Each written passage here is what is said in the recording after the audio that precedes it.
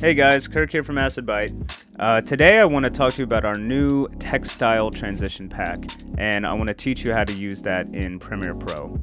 And I'm also going to talk about the toolkit that we included here, but also I want to mention this is a very general tutorial that you can apply to pretty much any editing software that uses blending modes. So you can see I've already set up a timeline here with 2 clips, and this is an HD timeline, but just so you know, the assets we provide you with are all in 4K. So we created this pack using real fabrics that we scanned and animated, and there's lots of different textures and overlays and even sound effects that we've included. So, when you download the pack from our website, you should get a folder structure looking like this. There's the pre-built transitions, which I will go over in a different tutorial. And then there's the toolkit. And all you want to do is grab the toolkit and drag it right into your project. And again, you can do this in any software, not just Premiere Pro.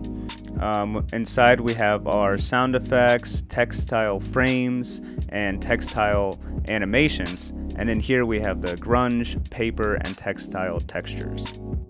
So I'm going to start by going in here and looking into these grunge textures.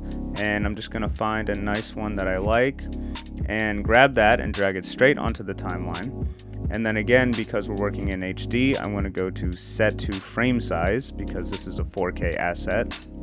So next I'm going to come up to my effects controls and I'm going to go in the blend mode and come down to screen. And that's because there's a lot of black in this frame and it's going to make the black transparent. So you can see we're already starting to build a cool transition using this grungy texture. Let's go into our textile textures though. There's lots of interesting stuff in here, lots of different fabric textures. Maybe let's try working with this one. So it basically works the same way as the other clip, set to frame size again. But as opposed to the last grunge texture, I'm going to use multiply on this one because it's actually got a lot of white in the frame. And if let me duplicate this out a few times, you can see, especially if we zoom in here, that it's covering the frame in this really interesting fabric structure, which adds a very interesting characteristic to the shot. Another great set of assets we have are the textile frames. We're thinking that you can probably use these to maybe highlight something cool inside of your shot, you know, because you have this kind of square window here. So let me just find one and drag it down here onto the timeline. So I'm going to set to frame size, of course. And then I'm going to go in my effects controls and see how I can use this to highlight our cast, for example. I can rotate it, make it a little bit smaller, create that window around him.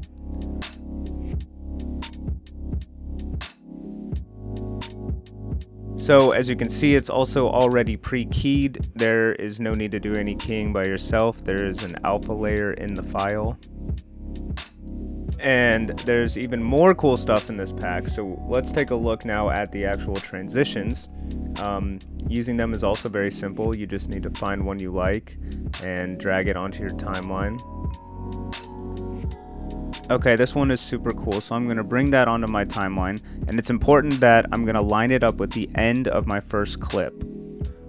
Then I'm going to take my second clip, bring it up and line it to the beginning of the transition, and make a little cut right at the end of the transition on the second clip. Then we want to go into our effects panel, and we want to search for the track matte key, and I'm going to drag that onto this little clip that we cut from the second clip. And then I'm going to go and remember to set to frame size. And now with your footage selected, we're going to go in the track matte key settings. And we want to select the video layer that the transition is on. So that's going to be video 3. And now you can see that the transition is already about halfway done. So now the actual fabric image has disappeared, but we have the transition part. So we want to duplicate the transition layer, and then this time just set it to screen. So this will remove the black again, and then it brings back our texture overlays. And the last thing we want to do is just go up here and grab one of the sound effects that we provided for you guys. And there you go, guys. That's it. That's kind of a quick and dirty little transition. We like it a lot. We think it's pretty cool. We also have our pre-built transitions, but I'm going to talk to you about those in another video. Thank you so much for watching, guys. Thank you for downloading. We're excited to see what you do, and I'll talk to you next time.